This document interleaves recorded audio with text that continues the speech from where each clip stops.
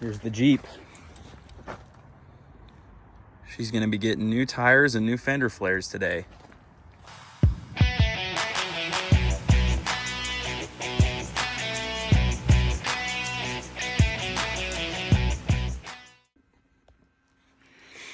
All right, well, here's my new fender flares for the Jeep. Kind of unboxed them a little bit already. That's one of the front ones. Apparently, Jones Paint and Glass, you can send them a piece of something that's off of your vehicle that's the color you want it, and they have a little machine that'll paint match, and then they'll throw it in rattle cans for you. So, and as far as prep work, I'm just going to be using some ultra fine hand Scotch-Brite pads. I'm going to scuff it up. I'm going to wash it with soap and water, use the adhesion promoter, and then throw on my coats of paint. Guess let's get to work. Before we get fully immersed, I wanted to show you guys my new tires. Salimo, I'm saying it wrong, I'm sure, Prevail MT. 33 1250 R15s.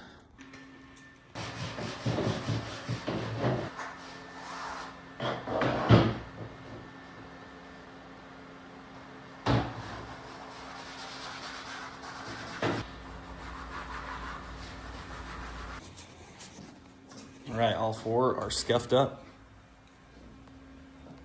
So I'm gonna get some Dawn dish soap, wash them off. Now we're just gonna let these dry. And this is what we're gonna use, adhesion promoter.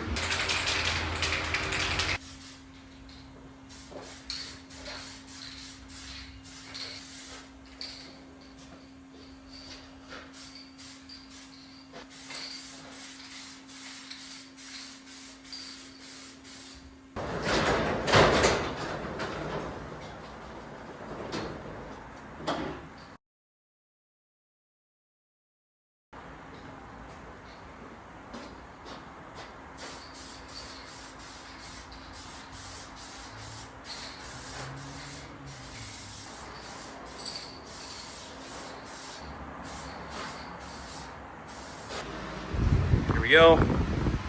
I got that 2 medium coats.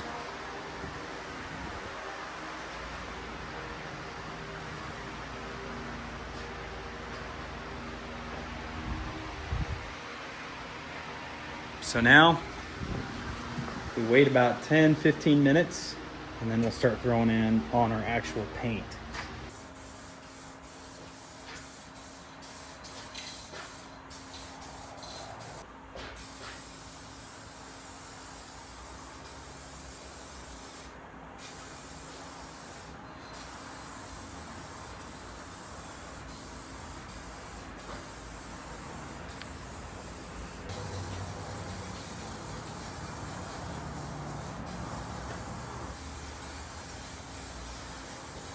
Here we are.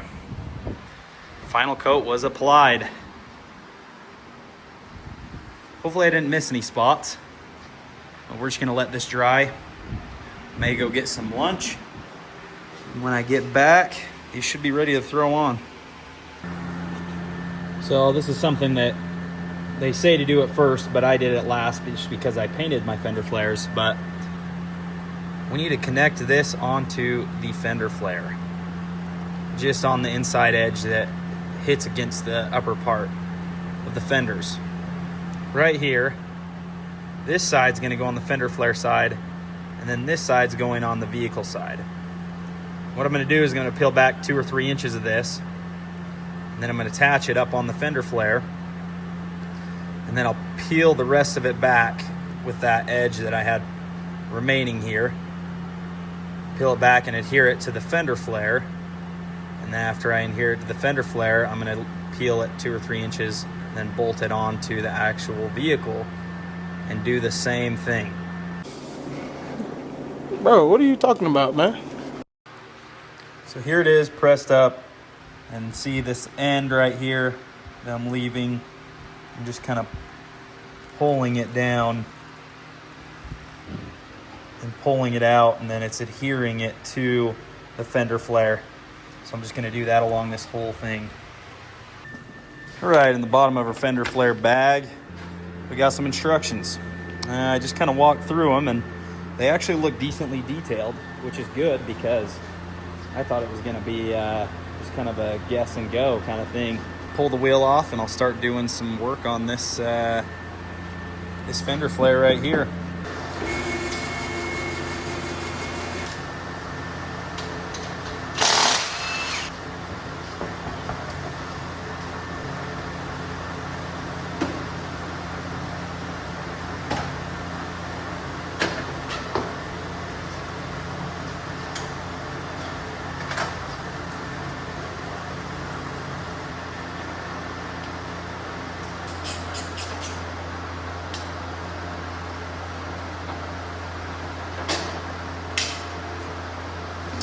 I need to pull this piece off, and then the instructions are having me grab these two pieces, P1 and P2. And we're gonna get a ruler and measure 3¼ inches, I believe, from this, whoa, give me a second, from this section right here. We're gonna measure that back. That line's gonna be really important because it's gonna help us guide our inner trim pieces and drill the correct hole locations for them.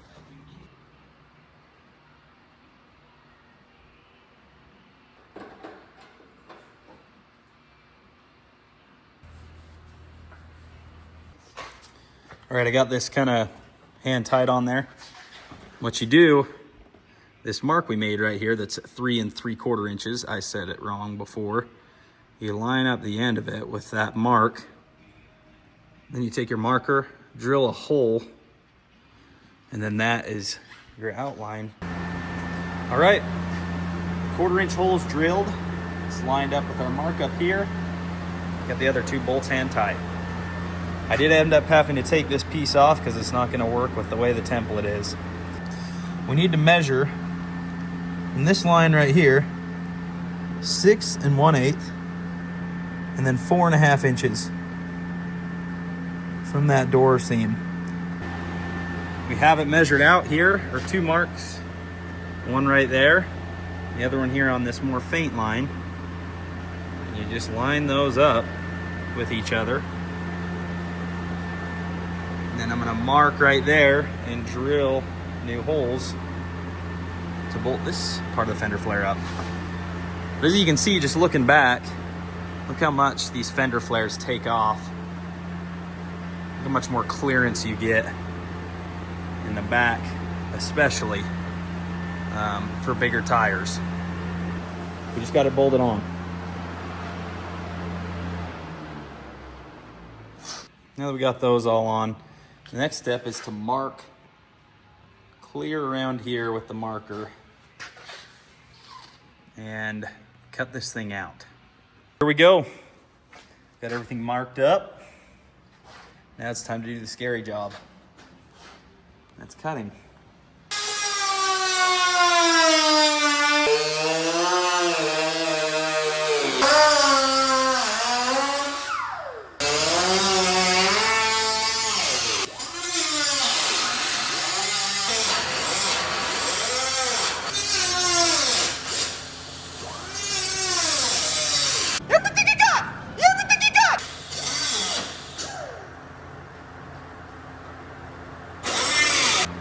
Well, here it is cut out. I know. It looks CNC machined. That's just how good I am. No, I'm just kidding. So we're gonna freaking start hitting that stuff with a hammer, bend it in, do the tuck and fold thing. And then this part right here, I'm gonna just take a buzz gun and clean it up so it's not so sharp. That's kind of the final product on the bumper too, where it's gonna end up. So I'll do the same thing, kind of take a buzz gun, maybe a razor blade, and just clean this up so the edge looks good. All these pieces are bent in, did the tuck and fold.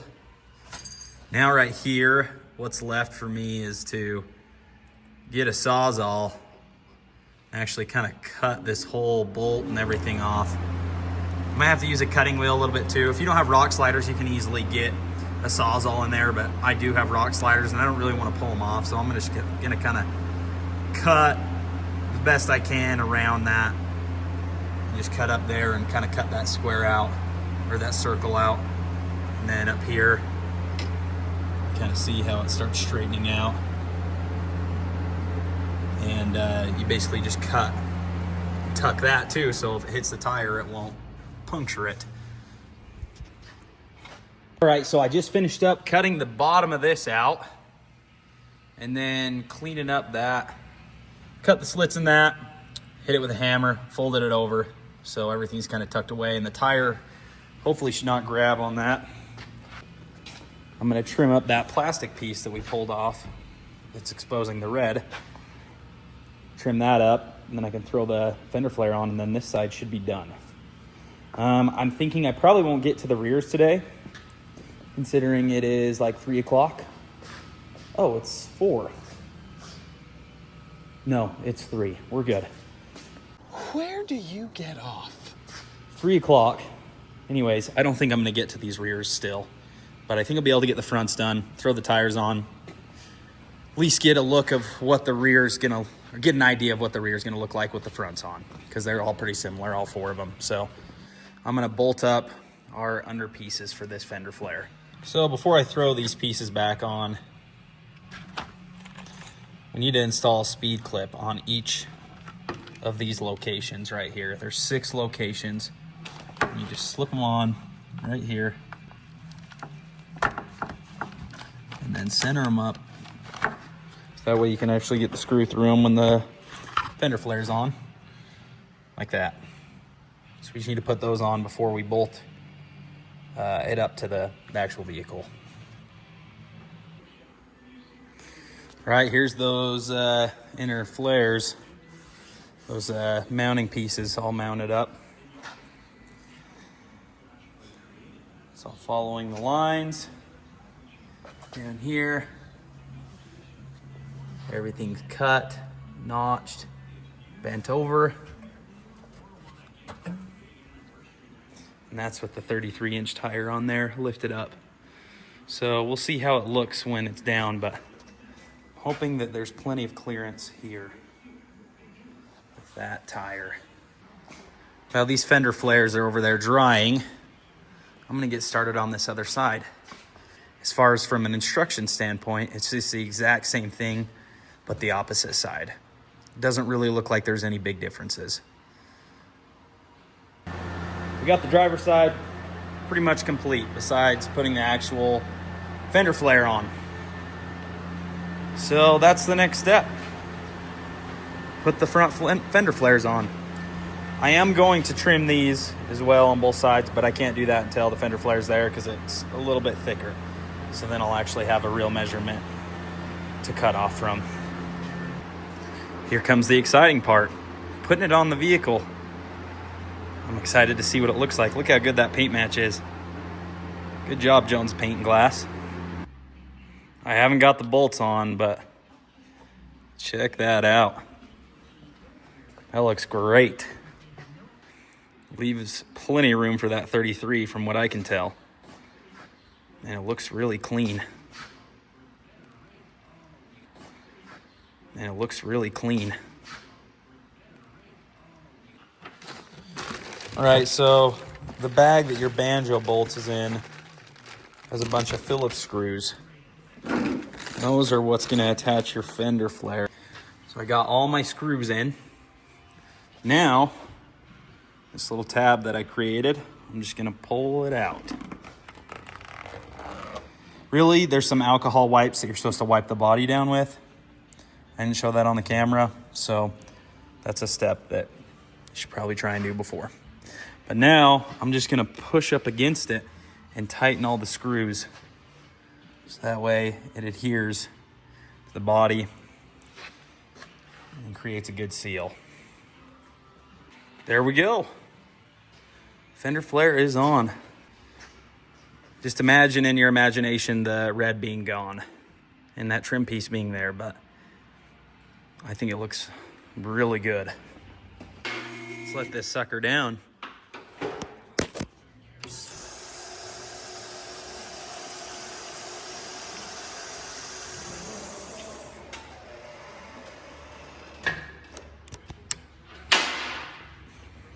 So that's sitting down. Look at that. Looks freaking good. It's stuffed with the 33 back here with the stock flares. Dang.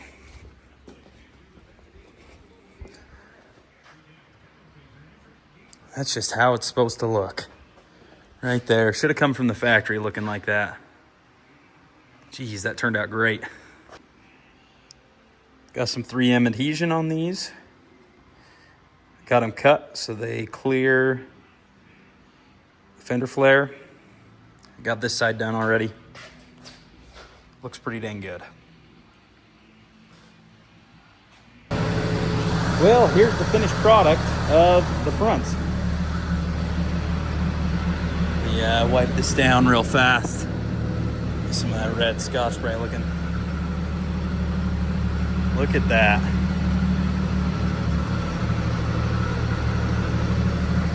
Old, new. Old, new.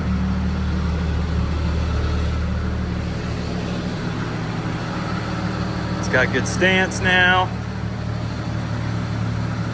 I think that turned out awesome. That looks freaking good.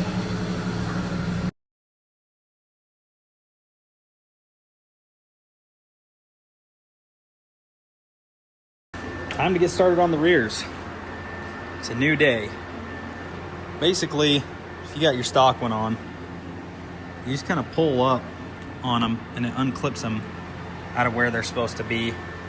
And then there's one screw on the bottom of them. My rock slider's covering it, so I'm just gonna take an angle grinder and just cut it off, because I'm not gonna be using these flares again. As soon as I cut the body, there's nothing I can do to put those back on anyway. But just kind of, for example, on these, you kind of like pull it out, pull up on it, it just pops them out of place. And then, but as far as this stuff goes, it's just the same as the front. Same, but different, but still same. Ha! There's just bolts that are behind this to hold that in, and these trim pieces. This one doesn't actually have a full big trim piece. The rears just have a smaller trim piece, as you can see here. Yep. So you just pull that out, and then we'll undo the bolts on this and get that out of our way. Also, we're gonna have to take this back piece off. I saw another video on it at one point, and kind of looked like they slid back and pulled away from the bumper. All right, kind of like I thought. This piece right here, just kind of pop it back from there and just slide it back. Oh, pull that bolt out first and then slide it back. All right, the bolt is now removed, and that just slides right back. You can see, and that's what you're left with. Oh, look at that. Free tool. All right, now they got that back part of the bumper slid off. Take a Sharpie marker, and all I'm gonna do is follow this line. Clear down there. Clear to the end. And up here. So for the older models, 96 and older, they don't have that hole there. 97 and newer does. So just kind of go down there, and we'll just cut that in half and make sure you keep these holes intact when you cut it.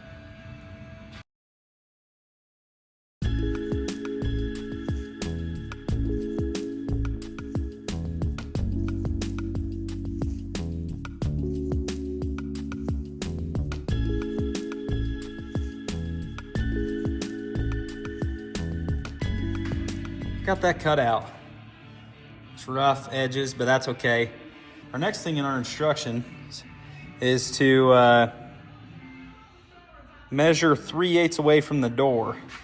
So as you can see right here, measure right there, 3/8 over from that door line in those two locations. Now on the back, we have 11 3/8 right here. We measure that and make the line for that template as well. And then these are the two templates that we need to grab, P4 and P3.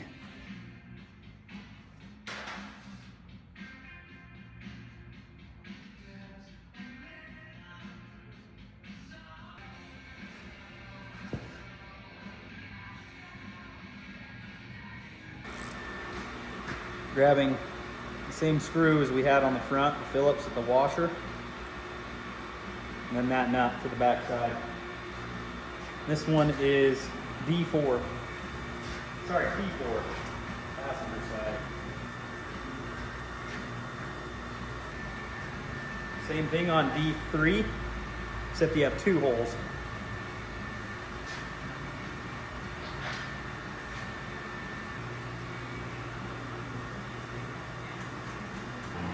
All right, we got the two screws in. Now we're just gonna line them up, those marks we made, and then we're gonna mark our new hole locations. We're gonna do the same thing on this rear one. Get it flat, make sure it's lined up with that mark where that line is. See, this one's a little bit deep.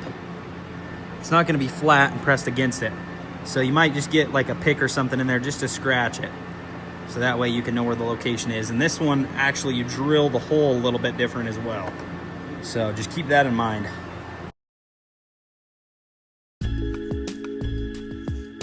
Got the mark for the holes right there. Those ones that were deeper that you can't get a marker into, that you scratch, they're in the corner, and there's a little rubber piece with a screw. And that's why those are like that. So they plan for that, for it to be on that corner. But you do need to keep in mind that those require a 7/64 drill bit. Those two right there. And then these bottom two require a 1/4 inch drill bit. This one uses a screw that actually uses the body to make threads into. So don't want to over tighten that. But just so you know, if you drill it out at 1/4 inch, you drilled it too big and it's not gonna work.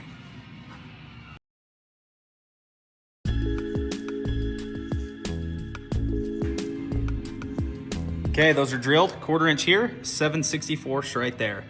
It turns out that actually uses kind of a Christmas tree clip. It actually doesn't use a bolt in the nut, and that uses a screw, because you can't get to the back side of that. So, but it does require a 1/4 inch drill. Got that screw in there. Once we get that clip in there, it'll hold it back a little better. But right now it's not, because the clip is not in there. What I would just recommend is maybe holding it back and then making your marks. Don't make your marks with it kind of sitting down here, because it's gonna be way off. So make sure those are lined up before you make your mark on the inside. So as you can see right here, this is the lines. 3 inches above the sheet metal, that horizontal part. And then after that, you do it every 1.5 inches. And you just cut it. You can see there, he's cutting that one piece completely out, leaving those. And then you just take a hammer, after cutting each of those lines, and bring those in. We marked out our fender flares, or where we need to cut them. Like I said, you measure down here 3 inches, and then each of these are 1.5 inches apart until you reach the bottom. Did the same thing on this side. And you take those fender flares off, or these templates off, cut down, cut this piece completely out, this 3-inch piece that we have marked out, cut that out, and then do your lines down, and then we're gonna fold those in with a hammer, and that's gonna create our new body line for these fender flares. Okay, let's pull these back off and get to work cutting.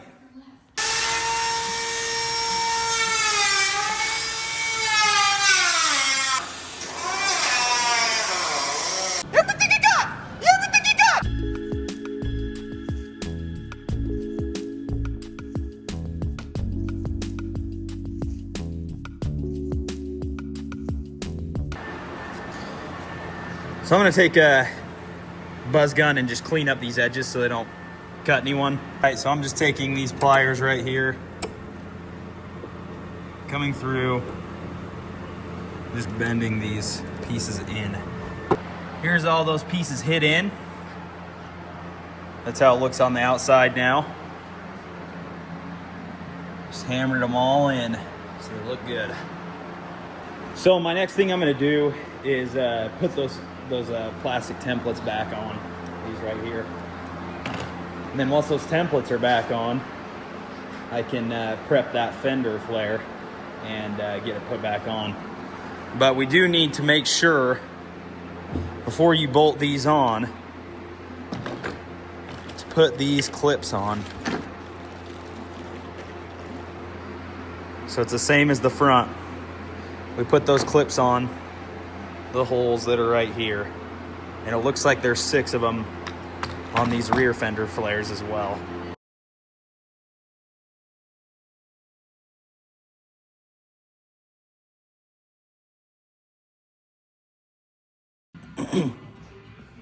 So on the bottom here, it says that we need to use the Tough Lock retainers, and it didn't explain what the Tough Lock retainers were, and the picture's really hard to see, but through all the research I've done, it looks like it's these. So you push that in, and once you push and screw that in, that widens out and it retains and holds that in the hole it's supposed to be in. So just so you know, when it's talking about Tough Locks, that's what it's talking about right there for the bottom of these 2 right here that we drilled a 1/4 inch hole. Those retainers are in, screws are tight. We need to grab the new fender flare, and we need to do the same thing we did to the front and put on this trim stuff, this rubber stuff, so that way it seals like up against the body and doesn't scratch the paint. It's just the same principle as the front, and where we leave a little bit of that red peeled part out, and then we slowly pull it back and let it stick. We're just gonna stick it on this outside edge here, right down to there, where it follows the body line. Cut it right there. And that's where we're gonna run it. All right, I got it all pressed on there, pushed up in. Now we're gonna grab our screws and do the same thing we did on the front. Push in, screw all our screws in, get them hand tight, make sure we got good pressure on them, and tighten them down so that they're pressed up against the body there.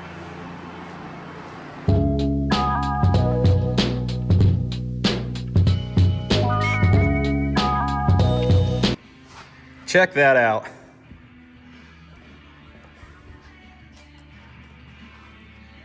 It's gonna match up with the front really good. Last piece of the puzzle, we need to figure out where we are gonna cut this rear bumper piece. And some of you guys might not even be running that. You might have an aftermarket bumper. If that's the case, then you're done. This is done with this side, and you just match and do identically on the other side as you did on this side. But for me, I am gonna run that because I do have the stock bumper and I don't want it to look like something's missing. So I'm gonna figure out a good way to measure that. I did what I was not supposed to. I cut it too short. So I'm gonna go buy some weather stripping to put in there, and it'll fill that gap and make it look clean still. Then we'll just do that on both sides. All right, we got the right side done. Just ordered some trim. We just got to get started on this side. So, just gonna do the same thing again. This is what we call the finished product. Look at the stance. It's pretty good. I was a little worried that the tires would be sticking in because they are kind of a wide flare, but the tires are still sticking out. Makes it look better. I'm definitely happy with it. I think altogether it probably took me 7 or 8 hours to do it. If you're not going to paint the flares, really it's not too bad. It's just a decent amount of cutting, and there's a lot of principles that apply to the front and the rear. So once you learn how the instructions want you to do things, it's pretty easy to use that same theory or idea or whatever and put it on the back. And so every time I did a flare, didn't matter front, rear, right, or left, I felt like I got faster and faster at it. So really, it shouldn't be too bad once you get the first one out of the way, knocked out of the way, and just understand the instructions. It really should go together pretty good. Yeah, really, you could probably do it in a day pretty easy. So, yeah, anyways, I'm loving it.